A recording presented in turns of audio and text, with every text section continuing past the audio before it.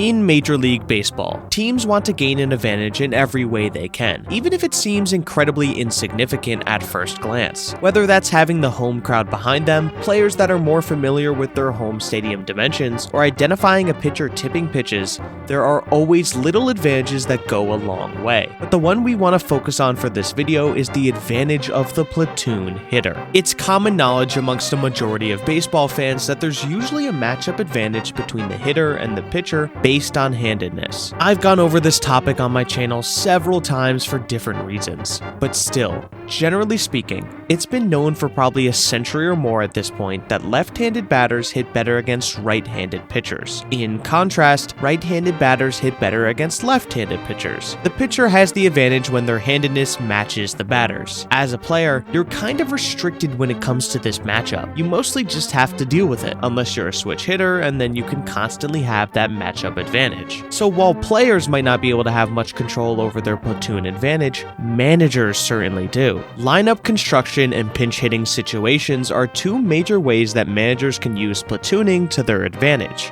So, in today's baseball with packed to the brim roster spots, some guys exist solely to face a specific handed pitcher. So like a righty to face lefties and a lefty to face righties. Sometimes teams have two guys constantly swapping that position too. It's almost like you're fusing two roster spots to create an amalgamation of a lefty killing righty and a righty killing lefty into one super player. That sounds really weird, but don't worry, we're about to get into everything there is to know about platooning and the players that represent it the most in today's game. I also want to figure out, are these players cursed to be platoon bats for the rest of their careers?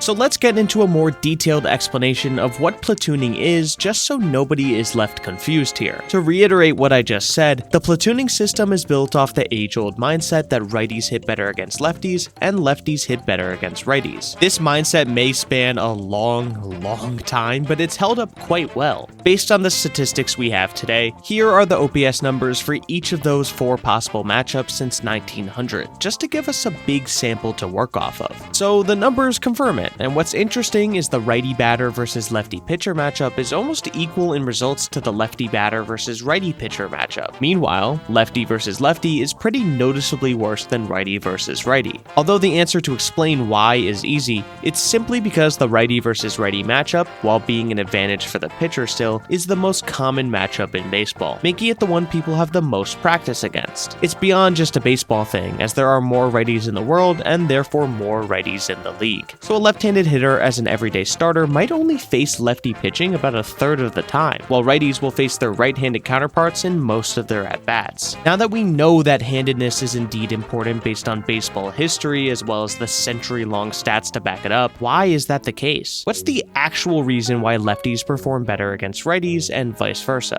It's because in a matchup against the opposite handedness, the batter has everything coming towards them. It's all because of the arm slot. For most people, it's undoubtedly easier to detect pitches when it's not coming from the same side you're standing on. Whether it's a curveball, sweeper, or slider, it doesn't matter. All of these things break toward the glove side of the pitcher and subsequently the swing path of the batter. Obviously, there are differences between these pitches, which is why platooning against a curveball is advantageous, but not quite as much as it is against sliders. There are levels to these things. Not only is it easier to make contact with the ball, but it's also easier to see the ball too. For a visual explanation, look at how a righty slider breaks against a righty batter. Hitting a baseball is hard enough, but these types of pitches start behind you, making it so hard to tell where this is going to end up. While in the case of a lefty batter, it is leagues easier to try and pounce on a slider when you have so much space to work with. It's almost like claustrophobic when a breaking pitch starts behind your back. If you've been a seasoned veteran of this channel, I know I've gone over this a lot, but I can't assume everyone knows exactly how this works. But now that we've gone over everything there is to know about why platooning and matchup advantages exist in baseball, it's time to get a better look at the history of the platooning method. So, I know I titled this video, The Rise of the Platoon Hitter, but that isn't supposed to describe it as a recent development.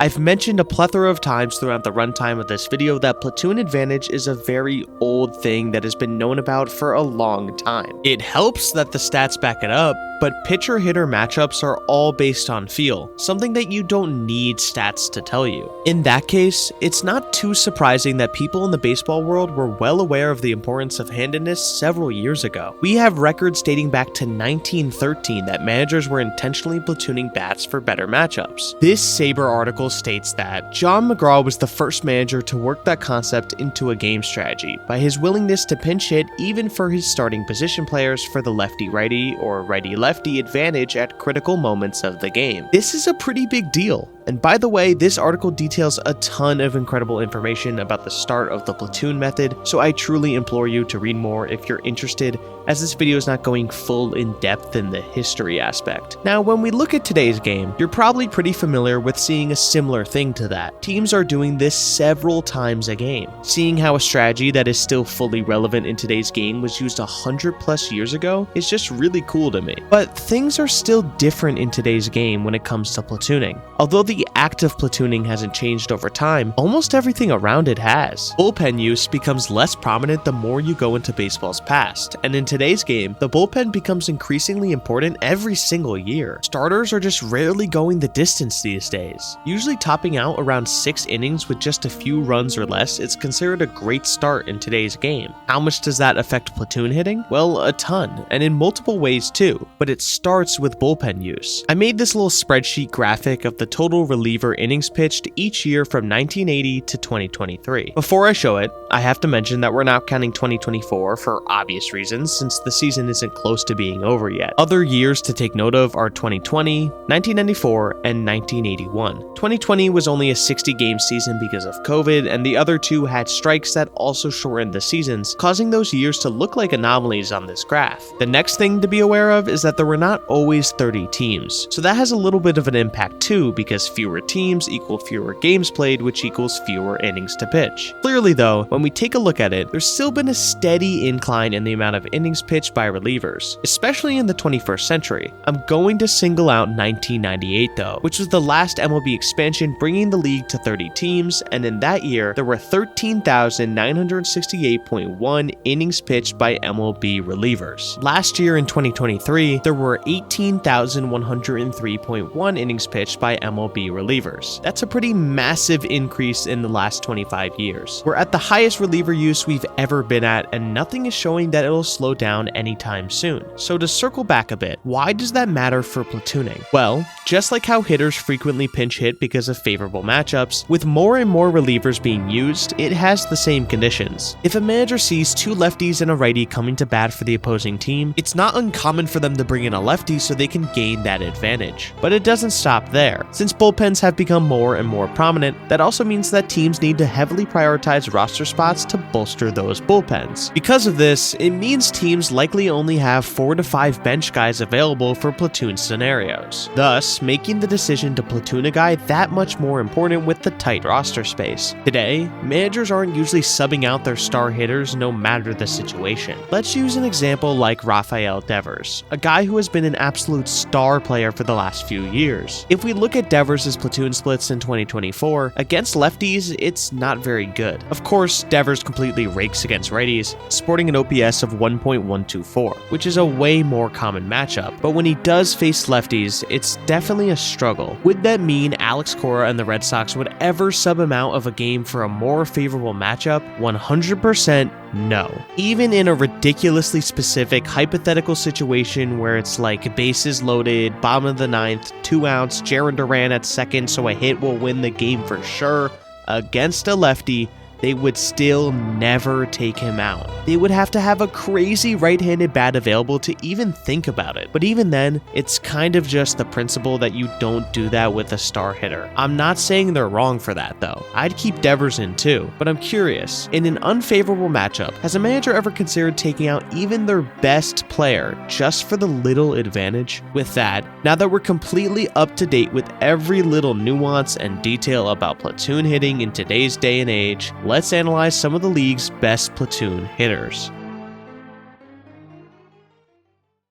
The first platoon hitter that I want to talk about is Ryan O'Hearn, who's had a pretty great year so far with the Baltimore Orioles. By the way, I'm writing this during the All-Star break, but by the time this full video drops, it won't be. So remember that all the numbers from this year are going to be based on the first half of the season, aka pre-All-Star game. In 78 games played so far, O'Hearn is slashing .274, .335, .456 for an OPS of 790 and an OPS plus of 129. League offense is very much down this year so far, meaning that a 790 OPS is a really good result. For those that don't know OPS plus, it normalizes OPS across the league, taking into account different ballparks. It's all based on the league average being 100, so O'Hearn's 129 OPS plus is 29% better than the league average hitter. Going back 10 years to 2014, Adam Jones had an OPS of 780 as an Oriole, but that led to an OPS plus of 115, so that's how it can really vary by era. Although to be fair, that ballpark kind of changed a little bit in the last 10 years, but still. O'Hearn's offensive surge this year led him to some All-Star game consideration, and ending up in the final phase of voting for DHs, but he lost to Yordan Alvarez. Now, I know it's fan voting and he didn't even get in, but people noticed the numbers he was putting up. O'Hearn's first year with the O's was in 2023, and he put up pretty similar numbers to what he's doing right now. In 112 games,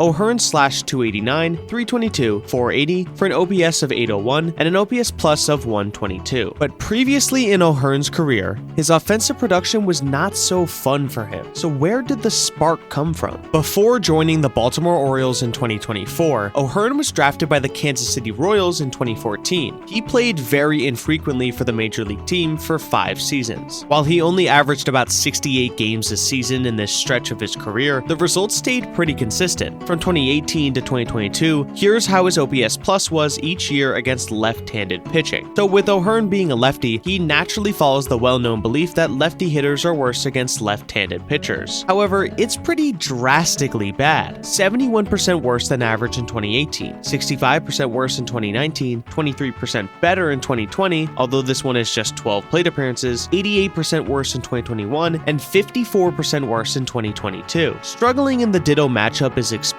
for the average player, but this is too much of a struggle, and while his splits against righties are better, they're not nearly good enough to carry the poor numbers against lefties, especially because he was well below average every year except for a completely ridiculous season in 2018 where he had a 198 OPS plus. Across the board, it was rough, and by the end of 2022, the Royals were no longer interested in keeping him around. He got DFA'd on December 28th, then traded to the Orioles for cash. After that, the Orioles DFA'd him themselves just a few days later. Now, DFA stands for designated for assignment, and people usually look at it like firing someone from a job, but it's more complicated than that. It's essentially a team removing a player with no options from the roster, and then the team has the next 7 days to either trade them, let other teams have the ability to claim them off waivers, release them entirely, or they'll end up on the minor league roster. So that's why he stuck around on the O's after being DFA'd, because he wasn't traded or picked up on waivers, resulting in him going down to AAA. It was a good thing he stuck around because he became Baltimore's supreme platoon bat from then on. Over the last 2 years, O'Hearn's 125 OPS plus is strictly the result of platoon matchups. In 2023, the Orioles faced a lefty starting pitcher in 53 of their 162 games. O'Hearn was a starter in just 4 of those games. This year,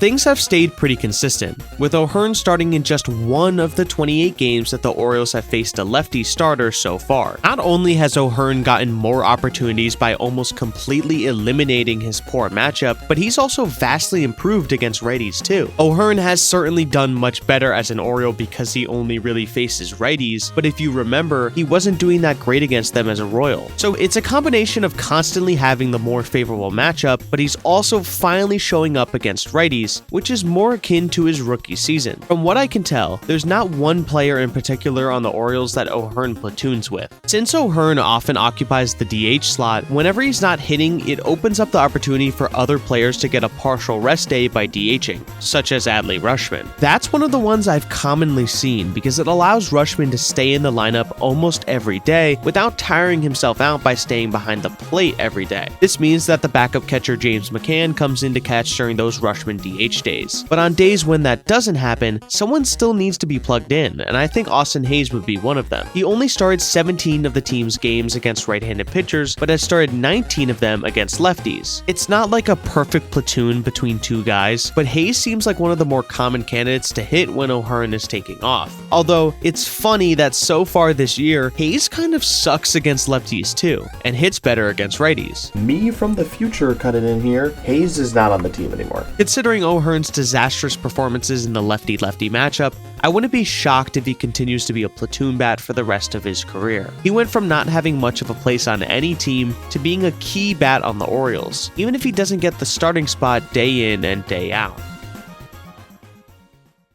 The next platoon hitter we'll be looking at is Jock Peterson, who has been in this role for a while now across different teams. Although Jock has become like the model platoon hitter of the last few seasons, he's been platooning well before he left the Dodgers. In his entire career, he was a Dodger for quite a long time, 7 years on the team, but since 2021, Jock has been a bit of a journeyman, especially among LA's rivals. In 2021, he signed with the Cubs and then was traded to Atlanta at the deadline to form the ultimate postseason platoon super squad, which consisted of him, Eddie Rosario, and Jorge Soler. All three of them were traded for at the deadline, and all three of them were basically the MVP of each postseason series. All three of these guys are platoon specialists, except Soler kind of. Although Jock went absolutely crazy in the NLDS, he has been mostly below average in both 2020 and 2021, so it was time for another change of scenery. After Jock got his second ring in a row, he didn't stay with Atlanta for very long,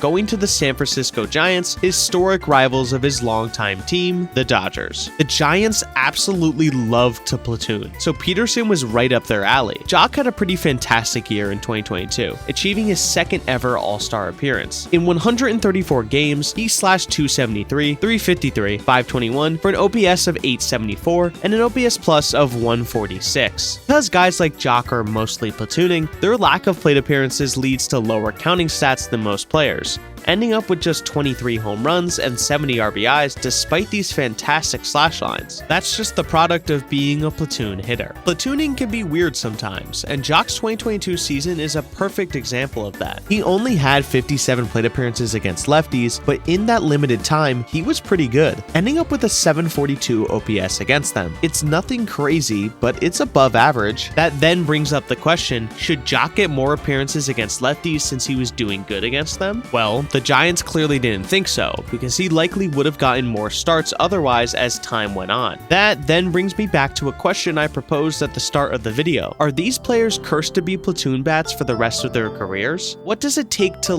prove that you don't need to platoon anymore? It feels to me that once you start becoming a platoon bat, it's incredibly hard to get out of it. The Giants likely didn't think much of Jock's success against lefties because of several years of results in the opposite direction, and they were right to think that way, because in 2023, Jock went back to the similar results he saw before. If anything, he was actually down across the board, ending the year with a 112 OPS plus overall. That also meant the end of his time with the Giants, which brings us to 2024. Now with the Diamondbacks, Jock is putting up a great year once again for an NL West team. He's doing absolutely phenomenal against righties, slashing .284, .379, .507 for an OPS of .886 and OPS plus of .150, while against lefties, he is just 16 at-bats, slashing .125, .300, .375 for an OPS of .675 and an OPS plus of .89. The Diamondbacks are strictly having Jock face righties, and it's going pretty well. Now, let's look at this in the perspective of his entire career. He has started in 937 games. Only 85 of those starts were against a left-handed pitcher. Here's a full picture of the first 6 years of his career and how many games he started in those years against lefties. Even early on, he wasn't starting most games against lefties, and by 2018, the Dodgers had him completely avoid them entirely. So Jock's largely been a platoon bat for his entire career, and it makes sense too, because he has a terrible time against lefties. From his rookie season to now, here's how his OPS plus was against lefty pitchers, and I'm going to go through it just like I did with O'Hearn. 8% worse than the league average in 2015, 70% worse in 2016, 38% worse in 2017, 58% worse in 2018, 67% worse in 2019, and and slightly above average in 20, 21, and 22, but went back to being below average in the last 2 seasons. Besides from that little blip of being slightly above average, he's mostly had bad numbers against lefties, which is pretty similar to O'Hearn. In fact, it's also a much larger sample than what O'Hearn has put up, but where he differs from O'Hearn has been his efficiency against righties, which he absolutely crushes against year in and year out. Here are the OPS plus totals from those same years again, and we can see that besides from a few down years, he has been pretty great against righties for a long time. Overall, these career platoon splits lead to an 838 OPS against right-handed pitching and a 624 OPS against left-handed pitching. It's actually not too bad of a difference, but the matchup against righties would probably have to be significantly higher for him to be able to counteract the lefty stats. Now, I referred to Peterson as the model platoon hitter because he's been doing this for basically his entire career and not much has changed. All of this also helps to answer why the Giants didn't budge on starting him against lefties, despite the small sample of good stats. Another important aspect of being a platoon hitter is being substituted into the game for pinch hit opportunities at any time. Just because a lefty started the game doesn't mean that he'll be there by the 7th inning. Now, pinch hitting isn't technically platooning, because platooning focuses mainly on starting lineups, but it's still a big aspect of being a platoon hitter, having to put yourself into the game later on. There's a good chance a right-handed pitcher will come in from the pen at one point, with Peterson's righty-killing bat at the ready. A single season sample of pinch hitting is not much to work with, even for guys who are constantly being plugged into the game for that platoon advantage. Therefore, I think we should look at Jock's career stats when being substituted in so we have a larger sample. Keep in mind that stats for a substitute player count all plate appearances after they're being put into the game, not just the initial pinch hit opportunity. Either way, a majority of these plate appearances are from pinch hitting, but I think it's important to count the other at-bats too. In 372 plate appearances as a substitute in Peterson's career, he has slashed 197, 332, 348 for an OPS of 679 with 9 home runs. It's not very good, but some players are just better at being put late into games than others. For some, it's probably a very different experience watching half the game from the bench and then being asked to jump right in. For other players, they might not care at all. It just depends. But for Jock, that's part of being a platoon hitter that just doesn't quite click for him. Overall, in 2024, things aren't much different, so it's certainly a season that's been like most of the other ones in his career. Now, our last highlighted platoon hitter of today is Lamont Wade Jr. Wade was drafted very late, getting picked by the Minnesota Twins in the 9th round. That was in 2015, and it then took Wade 4 years for his first stint in the majors in 2019. Across that year and the next, Wade only played 42 games before parting ways with the Twins. He barely even had a chance there. Prior to the 2021 season, the Twins traded Wade to the Giants for Sean Anderson, a relief pitcher. We'll get back to grading this trade later now that it's been a while since it happened. It seemed that the Giants knew exactly what they wanted to do with Lamont Wade Jr. right from the get-go because they were platooning him during his first year with the team, even after he barely even played with the Twins. The first thing I want to look at is the first 2 years of his career with the Twins and the games he started against lefties. With only 1 game started against a lefty in his first year and 0 in his second, it seemed that the Twins also had a general idea about platooning him as well. But commonly, teams have platoon expectations from minor league data, so that does make sense. In 2021, Wade only started 4 games against left-handed starters, while the Giants as a team played against 47 left-handed starters. Platooning him makes a lot of sense when we look at the splits. He slashed 268, 341, 518 for an OPS of 860 and an OPS plus of 135 against righties, and slashed 135, 200, 189 for an OPS of 389 and an OPS plus of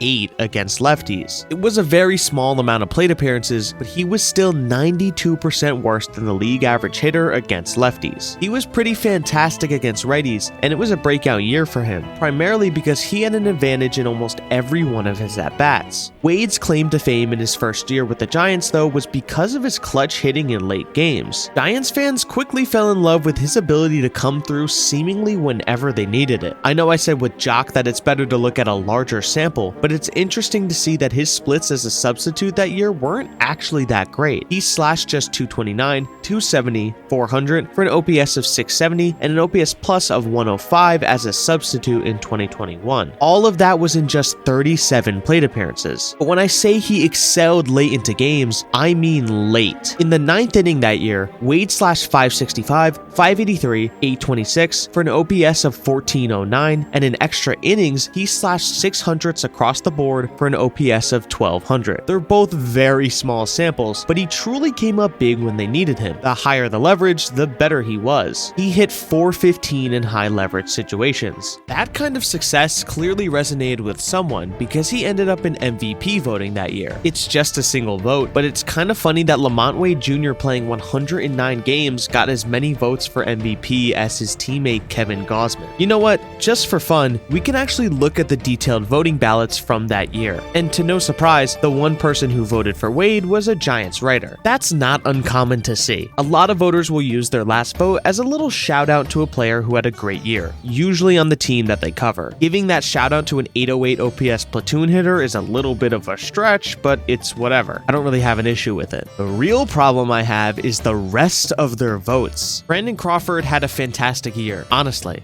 I'm not even upset with teams voting highly for him. But their placements of Harper and Soto, it's not a little suspicious that these Giants writers are voting a bit highly for their own players. One of them has Harper in 5th. Harper in 5th and Soto in 6th. For those unaware, Harper won the MVP and Soto came in 2nd. This wasn't exactly a runaway year for MVP, but voting the top 2 guys that low is just insane to me. Also, don't come away with this as me saying Giants writers are corrupt or something. Tons of other voters have ballots that look super biased. These ones were just relevant to the topic at hand. Okay, we need to get back to Lamont Wade Jr. or I'm gonna lose my mind. In 2022, Wade had a down year. In just 77 games, he slashed 207, 305, 359 for an OPS of 665 and an OPS plus of 89. That breaks down into these platoon splits. Against lefties, he was pretty bad once again, but it's the average stats against righties that really hurt it. If you're not going to perform very highly in your favored matchup, it spells disaster for you pretty easily. But in 2023, Wade was able to bounce back into similar territory that he was in during his breakout in 2021. He was bad against lefties and good against righties, but 2024 is where he took things in a direction I did not expect. By the All-Star break, Wade had played in 64 games slashing 311, 438, 419, for an OPS of 852 and an OPS plus of 152. These are top of the league level numbers he's putting up, and it's the on-base percentage that's the biggest difference from any of his previous years. 438 is elite stuff. That's like Juan Soto type numbers. Obviously, he's not playing nearly as much as Soto, who's been doing this for years, but it's still kind of crazy. After seeing this, you'd probably assume that Wade must have awakened something against righties, but it's not what you'd think. Against right-handed pitchers in 184 plate appearances, Wade has slashed 297, 424, 405 for an OPS of 829. Very good, and the on-base percentage is still a big jump, but against lefties in only 26 plate appearances, he has slashed 421, 539, 526 for an OPS of 1065. So most of this is still from facing righties, but that certainly helps. Similarly to Peterson, I doubt this means that the Giants will budge on making him a regular starter. I also think many of these stats are highly unsustainable. I think it's really impressive even if he's platooning most of the time and therefore having fewer plate appearances than most starters, but I would expect Wade to come down to earth a little bit in the second half. I'd say a 405 BABIP is just a bit too high, but Wade has still solidified himself as a great option for a platoon bat, and again, it's likely to stay that way for most of his career. I said I would grade the trade that the Twins made to get Sean Anderson, and while Wade might be just a platoon bat, the Twins definitely lost this trade. Anderson has been on 5 different teams after he left the Twins the same year they got him. Plus, he has a 9.55 ERA since leaving the Giants. So the Giants got one here, even if a platoon bat is limited in production.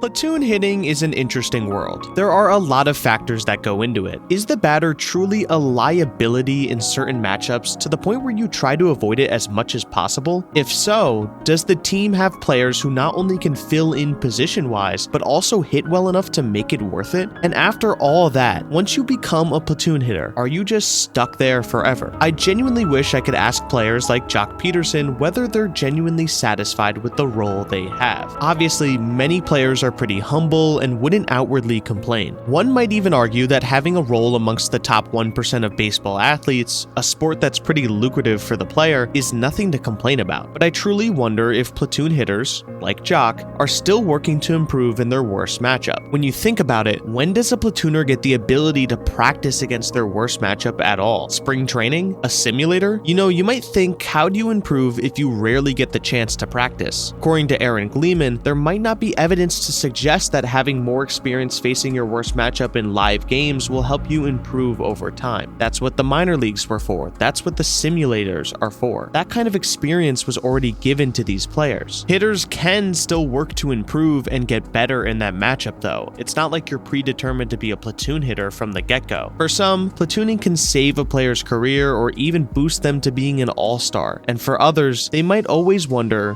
what if? Thanks for watching.